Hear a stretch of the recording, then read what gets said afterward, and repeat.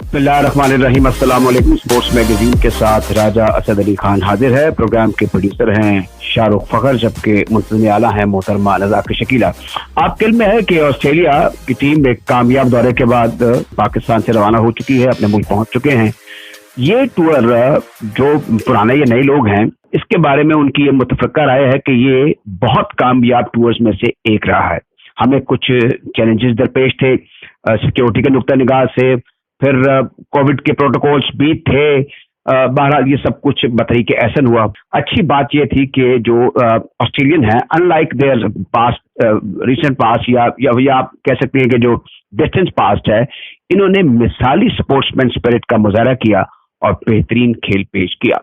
इस टूर के हवाले से हम पहले भी बात कर चुके हैं, अब दोबारा हम इस पर बात करेंगे। और हमारे जो मुस्तकिल तजियाकार हैं, साबिक टेस्ट क्रिकेटर हैं, सेलेक्टर रहे और बहुत से मौत पर ओहदों पर रहे पाकिस्तान क्रिकेट बोर्ड में, अजहर खान साहब, इनसे हम बात करते हैं और मालूम करते हैं कि मजमूई तौर पर जो 3 टेस्ट मैचेस हुए, जो इंतजाम हुआ, जो खेल हुआ, प्रीलिमिनरी ओवर की सीरीज हुई, उसमें पाकिस्तान ने कामयाबी हासिल की। T20 का एक मैच था जिसमें एक अच्छे मुकाबले के बाद ऑस्ट्रेलिया ने जीत हासिल कर ली। तो अजहर खान साहब, सबसे पहले तो आपको अस्सलाम वालेकुम। और फिर ये आपसे पूछना है कि आप तो बड़ा क्लोजली वॉच करते रहे, जरा बताइए ना कि इस सीरीज के बाद आपको अब आने वाला वक्त पाकिस्तान के क्रिकेट के पॉइंट ऑफ व्यू से कितना खुशहाल, कितना अच्छा और कितना खुशाइन नजर आ रहा है? देखें, बहुत शुक्रिया राज साहब, आपने वक्त दिया। और सबसे बड़ी बात यह कि एक बहुत सक्सेसफुल टूर था ऑस्ट्रेलिया का, और 24 साल के बाद ऑस्ट्रेलिया पाकिस्तान आ रही थी। पाकिस्तान में उन्होंने जिस तरह के हालात में आकर, कोविड भी था, कुछ सिक्योरिटी के मामला भी थे, कुछ अनफाउंडेड फेयर भी था, मगर इन तमाम चीजों को अगर आप मद्देनजर रखें तो ऑस्ट्रेलिया की टीम ने टेस्ट मैचेस में बहुत उम्दा परफॉर्मेंस थी। पाकिस्तान की कंडीशंस थी, पाकिस्तान की पिचेस थी, पाकिस्तान की एनवायरनमेंट्स थी जो कि पाकिस्तान को सूट करती थी। और पिंडी का जो टेस्ट मैच था, आई think that was the beginning and the start, जिसमें पाकिस्तान ने एक बहुत अच्छा मौका जो था ना वो गवा दिया। और वो इसलिए गवाया कि जब एक नई टीम आती है, वो जब अपनी कंडीशन से एक एलियन कंडीशन में आती है, तो वहीं पर उनको पकड़ कर, जकड़ कर, वहीं पर उनका इम्तिहान जो है वो शदीद कर दिया जाता है। मगर अनफॉर्चुनेटली हमने देखा कि हमने पिंडी की जो पिच बनाई वो बहुत ही बैटिंग पैराडाइज थी, डॉसाइल थी, कोई बाउंस नहीं था, कोई उसमें कोई हमें मूवमेंट नजर नहीं आई। तो वो एक बड़ी dull and dreary test match जो है ना वो तारीख में याद किया जाएगा। और आपको याद होगा कि आईसीसी मैच रेफरी ने अपने जो कमेंट्स में पिच की जो कंडीशन है उसके बारे में जो अपने उसमें तहफ़्फ़ुज़ात जाहिर किए, उससे जाहिर होता है कि वहाँ पर पिंडी में पाकिस्तान की जो वो वेन्यू था उसके पॉइंट्स भी जो है वो डिडक्ट हुए। I think that was the time where Pakistan board and the captain should have taken the advantage और एक स्पिनिंग ट्रैक बनाकर, हालांकि सिर्फ 2 या 3 दिन हुए तो ऑस्ट्रेलिया को आए हुए, तो वहां पर पाकिस्तान इस एडवांटेज को एक्सरसाइज कर सकता था, जो कि पाकिस्तान ना कर पाया। उसके बाद ऑस्ट्रेलिया को मौका मिल गया एडजस्ट होने का, अडेप्ट होने का कंडीशन में, पिचेस की बिहेवियर से पाकिस्तान की बॉलिंग को उन्होंने एडजस्ट कर दिया। और कराची का टेस्ट मैच जो है वो पाकिस्तान ने बेइंतहा और शिद्दत के साथ जो है ना वो लड़कर ड्रॉ किया। पूरा टेस्ट मैच जो था वो ऑजीज जो थे वो छाए हुए थे। और उसके बाद फिर आपने देखा कि लाहौर टेस्ट मैच जो है उन्होंने बड़ा क्लिनिकली और कन्विंसिंगली जो है वो जीत कर टेस्ट सीरीज हासिल कर ली। तो आई थिंक टेस्ट मैचेस को अगर मद्देनजर रखा जाए तो ये ऑस्ट्रेलिया के लिए जब भी वो सब कॉन्टिनेंट कंडीशन में आते हैं तो एक इम्तिहान होता है, मगर उनकी टीम जो है इस इम्तिहान में कामयाब हुई। अच्छा खान साहब, आपने कराची टेस्ट का जिक्र किया। लाहौर में पाकिस्तान को नाकामी हुई, टेस्ट मैच नहीं जीत सके ये और हार गए। बिल्कुल आपने दुरुस्त फरमाया। रंजन मधुगले की ऑब्जर्वेशन बिल्कुल ठीक थी कि वो एक बड़ी डेड विकेट थी, क्रिकेट के लिए अच्छी नहीं थी, नतीजा खेज होनी चाहिए थी। लेकिन इसके बावजूद अगर विकेट जैसे हम हमारी मंशा के मुताबिक बन जाती, स्पिनिंग ट्रैक भी बन जाता, तो जो तगड़ी ऑस्ट्रेलियन टीम एक रेपुटेशन के साथ आई थी, क्या आप समझते हैं कि इस टीम के साथ जिसकी बैटिंग पर आप भरोसा नहीं कर सकते, उसकी जीत यकीनी थी? नहीं, देखें, हमारी पास जो बॉलिंग स्ट्रेंथ थी ना स्पिनर्स की और फास्ट बॉलर्स की, अगर आप कंपैरिजन करें ऑस्ट्रेलिया के साथ, तो ऑस्ट्रेलिया की फास्ट बॉलिंग तो बहुत अच्छी थी और नेथन लाइन के सिवा उनके पास तो कोई एक्स्ट्रा ऑर्डिनरी स्पिनर भी नहीं था। तो क्या हमारे जो स्पिनर थे, यासिर शाह का ना होना पाकिस्तान की टीम में ये जाहिर करता था कि पाकिस्तान के पास विकेट टेकिंग ऑप्शन जो है वो बिल्कुल एग्जॉस्ट कर गई हैं। आपके पास एक लेफ्ट आर्म स्पिनर था, एक राइट आर्म ऑफ स्पिनर था, मगर दोनों जो थे वो ऐसे थे कि वो 2 दफा टीम कर आउट नहीं कर सकते थे। तो आई थिंक ऑस्ट्रेलिया ने देख लिया था कि अगर यासिर शाह पाकिस्तान के स्क्वाड में शामिल नहीं है तो इनके जो 2 स्पिनर्स हैं वो इतनी अहलियत और इतनी उनमें हिम्मत नहीं है कि वो ऑस्ट्रेलिया को 2 दफा आउट कर सके, तो उसका उन्होंने भरपूर फायदा उठाया। आपका क्योंकि बैटिंग स्ट्रॉन्ग पॉइंट रहा है, इमामुल हक के बारे में जब वो आए तो जो हमारी रवायत है कि उनके हवाले से ये कहा गया कि फलां जो क्रिकेटर हैं उनके अजीज और रिश्तेदार हैं, इसलिए अकबा परवरी हुई है, ये ब्लू आइड हैं, इनको शामिल कर लिया गया। लेकिन उन्होंने तारीफ का रकम कर दी, 2 टेस्ट सेंचुरी और 2 ODI सेंचुरी। मुझे लगता है कि उनके कद में बड़ा इजाफा हुआ। सिमिलरली फिर आप समझते हैं मुझे कुछ बेहतर कप्तानी नजर आई इस मर्तबा बाबर आजम की, क्या वो भी आप समझते हैं इस टूर के बाद ग्रूम कर जाएंगे? तीसरा इससे मतलब सवाल ये है कि क्या अब जो आने वाली 2 टीमें होंगी, इंग्लैंड और न्यूजीलैंड, उनसे सीरीज खेलने के बाद हमारी क्रिकेट का या क्रिकेट बोर्ड का कद जरा ऊंचा हो जाएगा, हमारी डिमांड में इजाफा हो सकेगा, कोर्स शुल्क में भी अगर हम अच्छा परफॉर्म करके जैसे हमने ऑस्ट्रेलिया के खिलाफ परफॉर्म किया? नहीं, देखिए आपके सवाल के 3 हिस्से हैं। पहला इमामुल हक, अगर हम इसको देखें तो परफॉर्मेंस का कोई डेमुल बदल नहीं। इमामुल हक ने ये प्रूव किया कि he is a wonderful exponent of test cricket. उसने बैक टू बैक 2 सेंचुरीज की, ईच इनिंग सेंचुरी की, 50 भी किए। इससे जाहिर होता है कि उसकी जो बैटिंग एबिलिटी और स्ट्रेंथ है वो उसने प्रूव किया in the middle of the ground, और यही एक खिलाड़ी की उम्दा निशानी होती है कि वो प्रेशर में अपने आप को किस तरह वो एक्सेल करता है। इमामुल हक ने ये प्रूव कर दिया। उसके बाद आप आ जाएं बाबर आजम की। बाबर आजम की कप्तानी जो थी, उसका जो एक सबसे बड़ा चैलेंज था वो उनकी अपनी भी परफॉर्मेंस थी, और उन्होंने जिस तरह कराची टेस्ट मैच जिस तरह ड्रॉ किया है, मेरा ख्याल है कि ये क्रिकेट के एनल्स में लिखा जाएगा और हिस्ट्री हमेशा याद रखेगी। हाँ, उसके बाद उनकी कप्तानी में क्या निखार आया, वो चैलेंजिंग उन्होंने देखा। उनकी जो अपनी रिसोर्सेज थी वो राजा असद अली खान साहब इतनी नहीं थी कि वो लाहौर के टेस्ट मैच में वो जाकर मैच जीतने की पोजीशन में होते। तो अब देखें कि शहनशाह अफरीदी आपके पास एक विकेटिंग ऑप्शन थी, उसके बाद आपके पास नया गेंद करने वाले जो थे वो ऐसे नहीं थे कि जो 20 विकेटें ले सकते, और स्पिनर्स में भी इतनी अहलियत नहीं थी। तो इससे क्या हुआ कि बाबर आजम की अपनी परफॉर्मेंस तो बहुत बेहतर रही, मगर एज ए कैप्टन वो कभी भी जीत की तरफ जो थे वो गामतन नहीं थे। तो आई थिंक कि बाबर आजम स्टिल रिक्वायर अ टाइम, और उनकी जो बॉलिंग में है उनकी ऑप्शंस को स्ट्रॉन्ग करने के लिए Babar Azam has to go through these things very strongly. Spinning आपका डिपार्टमेंट बहुत डेप्लीटेड है, वो टीमों को आउट नहीं कर सकता। हमारी कंडीशंस ऐसी नहीं है जो कि सिर्फ स्पिनर्स को फेवर करती हैं। ये बिल्कुल बैटिंग पैराडाइज पिचेस हैं, इन पर हमें काम करना पड़ेगा। हाँ, अगर ये स्ट्रेंथ अब बाबर आजम बाहर जाके दिखाते हैं, जैसे न्यूजीलैंड का टूर है या इंग्लैंड का या ऑस्ट्रेलिया का या साउथ अफ्रीका, तो फिर हमें पता चलेगा कि उन कप्तानी में कितना निखार आया है। As a batsman there is no word of appreciation के कोई इसको डिनाई कर सके। He has a wonderful exponent of test cricket, और बहुत उमदा परफॉर्मेंस दी और चैलेंज कबूल किया है। तो आई थिंक कि बाबर आजम के लिए अब आने वाले वक्त जो है अपनी होम कंडीशंस में तो उन्होंने दोबारा प्रूव कर दिया कि ही टॉप इन द वर्ल्ड, मगर क्या वो पाकिस्तान टीम को मैच जिताने की अहलियत रखती हैं, इसमें बॉलिंग का अमल दखल जो है बहुत ज्यादा है। And what about my third question, ये जो आने वाली 2 तगड़ी टीमें हैं इसी साल में, इंग्लैंड और न्यूजीलैंड, जब इनसे हमारे सीरीज मुकम्मल हो जाएगी तो फिर मेरे ख्याल में वो जो हमारा ख्वाब भी था कि वर्ल्ड क्लास टीमें पाकिस्तान आना शुरू होगी, जिसमें ऑस्ट्रेलिया फोरमोस्ट थी, देन केम द इंग्लैंड और न्यूजीलैंड, और बीच में जाहिर है कि हमारा फिर वेस्ट इंडीज ने भी आना है, वो तो पहले भी आ चुके हैं, बिसाइड द पॉइंट कि हमने एक श्रीलंका के भी टूर करना है। तो ये ओवरऑल मेरे ख्याल में आने वाला क्रिकेट, हमारी जो दौर है वो हमारे क्रिकेट के लिए बड़े मौके तलाश करेगा, और हम इसमें कामयाब हो जाएंगे। क्या कहेंगे आप इस सोच पर?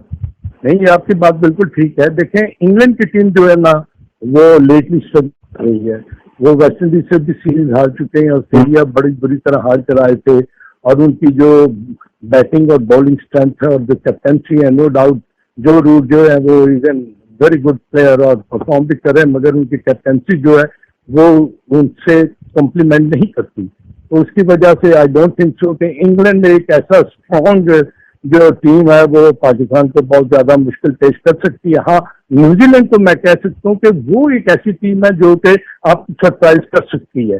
तो आई थिंक कि ये दोनों टीमें जब आएंगी और जब यहाँ पर सब कॉन्टिनेंट में खेलेंगी, पाकिस्तान की कंडीशन में खेलेंगी, तो आई थिंक कि वहां पर भी हमारी टीम को जो है ना वो जीतने के लिए राजा असद साहब हमें स्ट्रॉन्ग डिसीजन करने पड़ेंगे। Captain has to lead from the front और उनको ये चीज बावत करनी चाहिए एज ए कैप्टन कि वो हार से मत डरें। अगर आप हार से डरेंगे तो आप पहली ऑप्शन जो है जीत की वो खत्म कर लेंगे। मुझे याद है कि मुल्तान में इंडिया के साथ टेस्ट मैच था तो पिच पर जो थी उस पर घास काट दिया। तो इमरान खान जो थे वो एज ए ऑब्जर्वर आए हुए थे वहां पर, वो TWI के लिए कमेंट्री उन्होंने करनी थी। तो जब उनको पता चला कि यार आपने अपनी फास्ट बॉलिंग की ऑप्शन जो है वो घास ही काट दी पिच पर, तो आप किस तरह अपनी जीत को आगे बढ़ा सकते हैं? एक तो आपने अपनी जीत खत्म कर ली, अब आप ड्रॉ कर सकते हैं या हार सकते हैं। You can not win because your stronger and your strength is your bowling and that is fast bowling. तो मेरा ख्याल है कि Babar Azam has to lead from the front. उसको अपनी पिचेस जो है उसके बारे में ये पता होना चाहिए कि मेरे पास स्ट्रेंथ कौन सी है। तो अगर न्यूजीलैंड और इंग्लैंड की टीम आती है तो पाकिस्तान को अपनी स्ट्रॉन्ग स्ट्रेंथ पर खेलना पड़ेगा। Yasir Shah is not finished, अभी भी उन्होंने 24 विकेटें जो ली हैं ये हमारे पाकिस्तान कप में ली हैं, बिकम बॉलर। तो why not we just see के उसकी फिजिकल फिटनेस क्या है वो, क्योंकि he is the one bowler who has got an experience and who has the ability to run the team twice. कभी जून में हमने किसी, मुझे रिसेंट हिस्ट्री में याद नहीं पड़ता जून में कोई टीम पाकिस्तान आई हो, गो के वो इस्लामाबाद का मौसम ठीक होता है लेकिन बहुत गर्म होता है वहां पर। तो राजा साहब ये जो टीमों का आना जाना मौसम जो है ना इट हैज बिकम इररेलेवेंट। अच्छा, अब जो भी विंडो आपको मिलती है ना, you try squeeze your international cricket into that window। और आई थिंक वेस्ट इंडीज अगर आएगी ODI या T20 के लिए इन जून में तो नेचुरली बहुत ज्यादा गर्मी होगी। बट आई थिंक कि ये प्लेयर्स जो है ये प्रोफेशनल्स हैं और ये अपने इनको पैसे मिलते हैं, they not concerned about the weather. तो कितना भी हो मुश्किल हो they are ready to play. अच्छा, अब इसमें आखिर में एक इख्तिसार से आपसे जवाब चाहूंगा कि अगर मैं आपको कहूं कि आपने ग्रेडिंग करनी है from the success point of view और अदरवाइज जो ऑस्ट्रेलियन विजिट है, एडमिनिस्ट्रेशन और टीम सिलेक्शन और सिक्योरिटी एंड एम्बियंस, तो आप 100 में से इस सीरीज को मजमूई तौर पे कामयाबी के तनाजुर में कितनी परसेंटेज देना चाहेंगे? 100 out of 100। एक्सीलेंट, बहुत शुक्रिया जनाब अजहर खान साहब, आपने अपने कीमती ख्यालात से हमें और हमारे सामीन को आगाह किया। आपसे जो गुफ्तगू है इसका सिलसिला आइंदा भी प्रोग्रामों में इंशाल्लाह जारी रहेगा। बहुत शुक्रिया जी। ये थे साबिक टेस्ट क्रिकेटर अजहर खान। और अब हम बात करेंगे फुटबॉल के हवाले से। गुज़िश्ता प्रोग्राम में हमने मुख्तसर इस आपको खबर भी दी थी और फिर उस पर तबसरा भी लिया था शायद शेख साहब का कि पाकिस्तान फुटबॉल फेडरेशन पे जो कि मुअत्तली के उस मराहिल से गुजर रहा था, अब फीफा ने उस मुअत्तली को खत्म कर दिया है और भारी अक्सरियत से उसकी कांग्रेस ने पाकिस्तान पर से पाबंदियां उठा ली हैं पाकिस्तान फुटबॉल फेडरेशन पे। इसके पस मंजर से हम आपको पहले वाकफियत दे चुके हैं कि ये क्या कुछ हुआ। फिर एक नॉर्मलाइजेशन कमेटी बनी जिसके 3 अरकान थे। हम ने राब्ता किया है जनाब मोहम्मद शाहिद न्याज खोखर साहब से, जिनको आप पहले भी हमारे प्रोग्राम में सुनते रहते हैं। ये नॉर्मलाइजेशन कमेटी जो बनी है बड़ी इंपॉर्टेंट है इस लिहाज से कि उससे ज़ाहिर केस प्रेजेंट भी किया होगा और यहाँ पर भी कुछ काम किया होगा। उनसे हम ये जो एक खुशगवार खबर है, खुशखबरी है पाकिस्तानियों के लिए, उसकी तफसीलात जानते हैं और ये भी जानते हैं कि दोहा में जो इजलास हुआ उसमें वो कार्रवाई कैसे हुई, किस तरीके से पाकिस्तान को इस लिहाज से एक रिलीफ मिला है, एक कामयाबी मिली है। जनाब खोखर साहब बहुत बहुत शुक्रिया। अस्सलाम वालेकुम जी साहब, बहुत शुक्रिया जनाब। एक तो दोहा से वापसी पर आपको हम खुशामदीद कहते हैं पाकिस्तान में भी, और दूसरा एक बड़ी अच्छी खबर भी वहाँ से हमारे जो कायरीन हैं, सामीन हैं, उन तक पहुंची कि वो मुअत्तली जो कि फीफा ने पाकिस्तान फुटबॉल फेडरेशन पर लगाई थी वो अब खत्म हो चुकी है। तो तफसीलात बताइए कि इजलास में क्या हुआ, किस तरीके से फिर इसका बाकायदा ऐलान हुआ। जी अच्छा, मैं पहले तो इसमें आपकी बात में एक तो बहुत ही मैं खुशगवार इसको समझता हूँ पाकिस्तान के लिए कि फीफा कांग्रेस के अंदर पाकिस्तान के लिए एक अच्छी फिजा बनी और पाकिस्तान के हाथ में बहुत सारे मुल्कों ने बात की। लेकिन उससे पहले मैं थोड़ी सी इस्लाह इसकी करना चाहूंगा कि मुअत्तली अभी ऑफिशियली खत्म नहीं हुई, लेकिन उसके लिए एक जो कांग्रेस की अप्रूवल चाहिए होती है, वो आप यूं कह लीजिए कि वो अप्रूवल हमें मिल गई है। होता यूं है कि मुअत्तल किया जाता है फीफा ब्यूरो की तरफ से, जो कि फीफा के अंदर एक सबसे सुप्रीम इदारा है फीफा की अपनी हायरार्की में। उसमें वो इदारा एग्जेक्टिव लिहाज से आप कह लीजिए सुप्रीम इदारा है, लेकिन अल्टीमेटली उसको अपने हर फैसले को कांग्रेस से वेट कराना होता है। तो अगर ब्यूरो हम उससे पहले मैं आपको ये बताऊंगा कि मुअत्तली के मुतालिक क्या एक वो था जुमला जिसकी अप्रूवल चाहिए थी कांग्रेस मेंबर से, वो ये था कि अगर पाकिस्तान अपनी जो कंडीशंस हैं वो फुलफिल कर लेता है, जिसमें से कि एक फुटबॉल हाउस की वापसी ऑलरेडी हो चुकी है, तो उसकी वापसी फौरन खत्म कर दी जाए। इसके ऊपर फिर वोटिंग हुई कांग्रेस के अंदर और अल्हम्दुलिल्लाह उसमें 4 कंट्रीज ने हमारे खिलाफ वोट किया, जबकि हिस्सा लेने वाले 199 कंट्रीज में से अल्हम्दुलिल्लाह 195 कंट्रीज ने पाकिस्तान के हक में वोट दिया, जो कि हमारे लिए बहुत ही इज्जत वाली वकार वाली बात थी और पाकिस्तान के लिए बहुत खुशाइंद बात थी। इससे हुआ ये है कि अब जो ही हम बाकी मानदा कुछ शराइत कह लें या कुछ का उसको मीट कर लेंगे जो की जरूरियात हैं, तो फौरी तौर पे पाकिस्तान की सस्पेंशन खत्म हो जाएगी, दोबारा कांग्रेस के पास नहीं जाना पड़ेगा, तो हमें इंतजार नहीं करना पड़ेगा। इस लिहाज से पार्शली आप जो फरमा रहे हैं वो बिल्कुल दुरुस्त है कि पाकिस्तान के लिए बहुत ही अच्छी खबर है। दरमियान में एक छोटा सा ज़िमनी सा सवाल है कि ये जो 4 ममालिक जिन्होंने इसकी मुखालफत की थी, उसमें वो कौन कौन से ममालिक थे? ये ऐसा सवाल है कि जिसका जवाब फोरम के ऊपर नहीं देना चाहिए, क्योंकि ये आप समझते हैं कि ये नॉन पॉलिटिकल वो इज्तिमा होता है और प्लेटफॉर्म बिल्कुल नॉन पॉलिटिकल है, तो डिस्क्लोज नहीं किया जाता कि किन ममालिक ने हमारे खिलाफ राय दी है। लेकिन वैसे हम वहाँ पे बैठे हुए इस तासुरात से अंदाजा लगा सकते हैं कि किसने दिया, लेकिन वो मुनासिब नहीं है उनको डिस्क्लोज करना। लेकिन हमारे दाएं बाएं भी कुछ लोग ममालिक ऐसे हैं जो हमारे खैर खा नहीं है। मैं इसमें कमेंट नहीं करूंगा। ये बिल्कुल आप मैंने अपनी एक इनपुट दी है, बिल्कुल नाम है इस सिलसिले में। लेकिन मैं आपको ये मैं आपको बता दूं कि इसी ज़िम्न में कुछ ममालिक ये चाहते थे कि पाकिस्तान को एक्सपेल कर दिया जाए, वो जो कि एक बहुत नहायत ही फुटबॉल के लिए खौफनाक बात थी। एक्सपेल होने का मतलब ये है कि पाकिस्तान की मेंबरशिप खत्म कर दी जाए।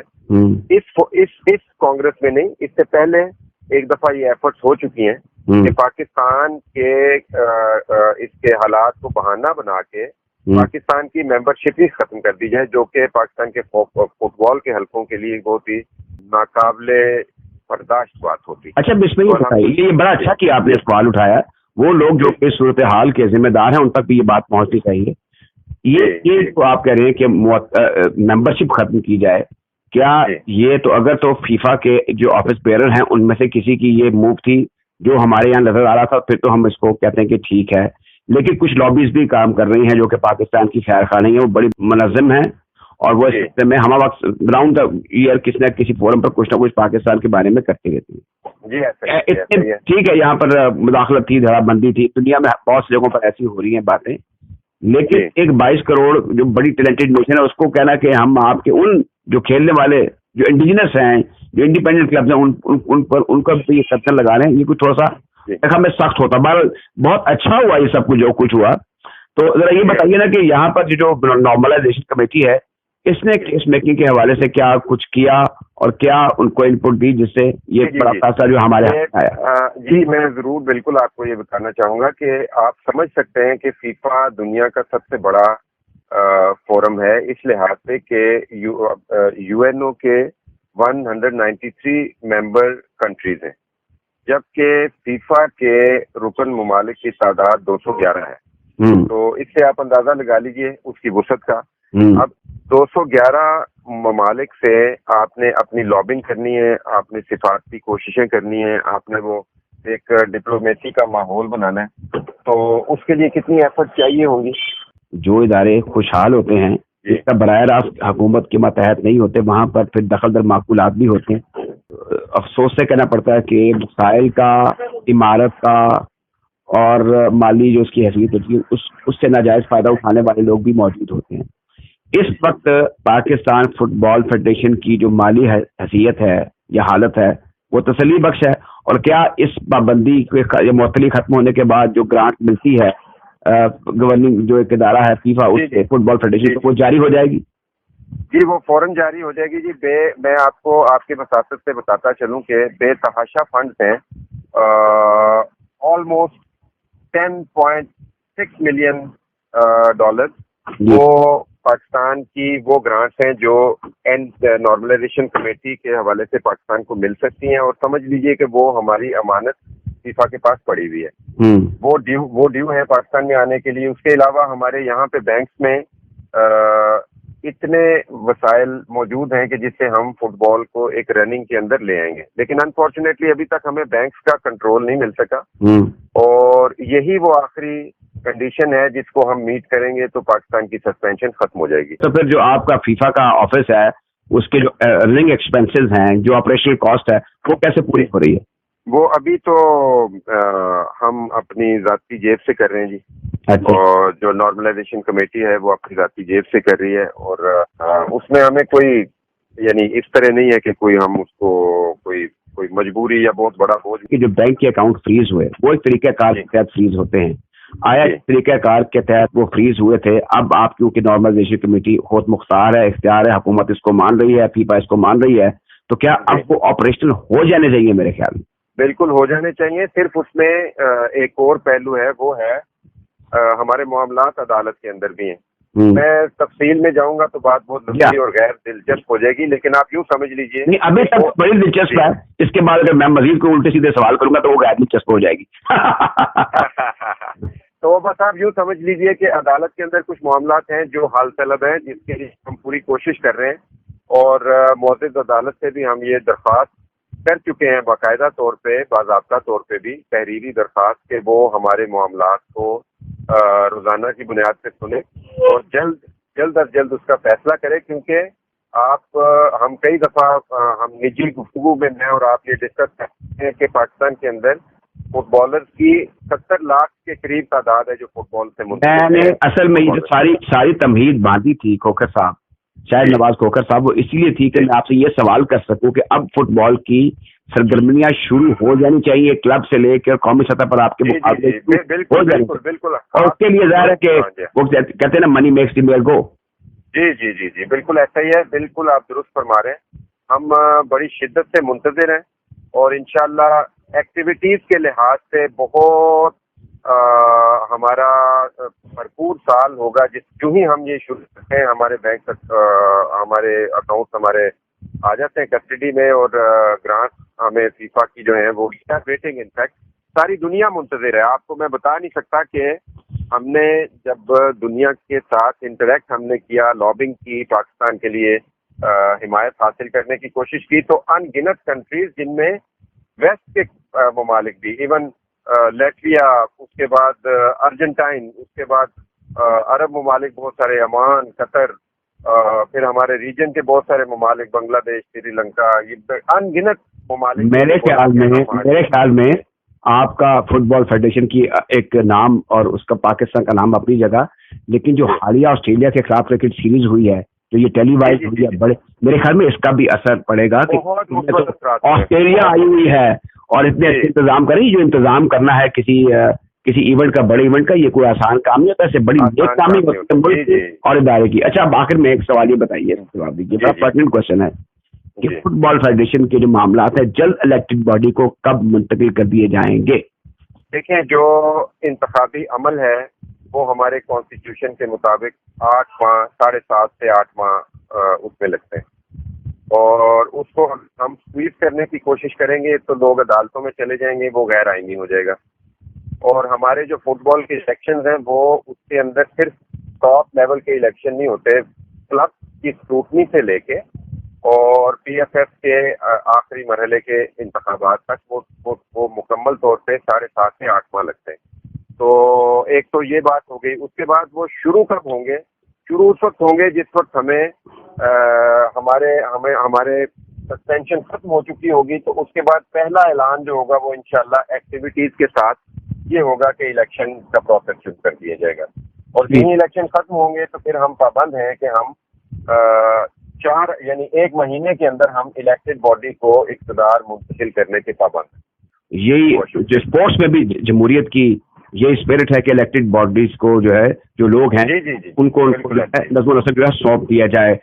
जनाब मोहम्मद शाहिद नियाज खोखर साहब, बहुत बहुत शुक्रिया।